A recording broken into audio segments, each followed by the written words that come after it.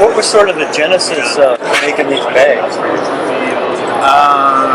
The genesis was doing, well, it wasn't so much a genesis, it was like seeing a better way. It was like I had a friend who had a homemade frame bag, and I asked another friend who knew how to sew to make me one so I could go do trips. And through that, I just discovered, like, hey, there's all this, my engineering brain started kicking in. There was all this other space on bikes you could do, you could put things as opposed to like the traditional setup.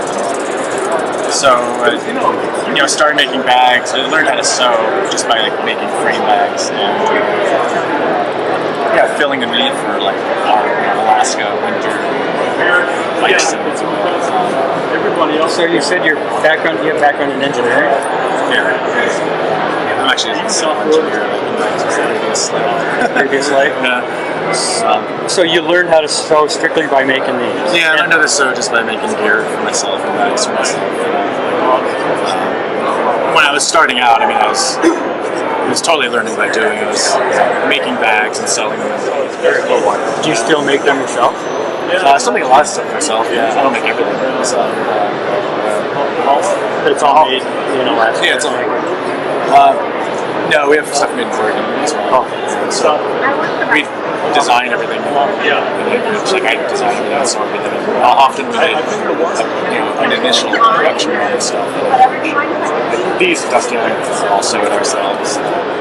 It's just some of the bigger, more labor-intensive stuff. So, what's your favorite part of doing this? Usually my favorite part is actually when I'm like riding my bike and I'm like trying to think about a problem or a design issue that's there, and it's usually when I'm not like actually working is when I can figure that stuff out, like some kind of strap configuration or whatever, and you kind of have that aha, and then I go back into my shop and see what actually works, and basically like the prototyping process can be really frustrating and time consuming, but it's also really rewarding once you're finally like, this is it works, and then people get their hands on it and really like it. That's really rewarding. So any new and exciting things in your brain right now that you're thinking about working on? Yeah, we're gonna do a smaller seat bag than these these two sizes. We're gonna do one more for like people doing like a 3-mile day ride, just the long day trip people. Where the bike is even too big. I've always been dabbling with like the really ultralight stuff, like the carbon fiber materials. And that stuff's really like race driven oriented because you cut the weight. It's just weight. It just cuts the weight. It's already a light bag, but then if you go down that ultralight route, you can get it down a couple more ounces. We'll do some other, we'll just kind of keep tinkering with variations and stuff we're going to do. Like we're going to do a new top tube bag in the spring. Just more frame bags in general. It's like there's just always there's a kind of a never-ending size thing for frame bags, and so we're kind of continually working with other bike companies to try to do more partnerships with making frame bags for them. Is this your first time at Interbike?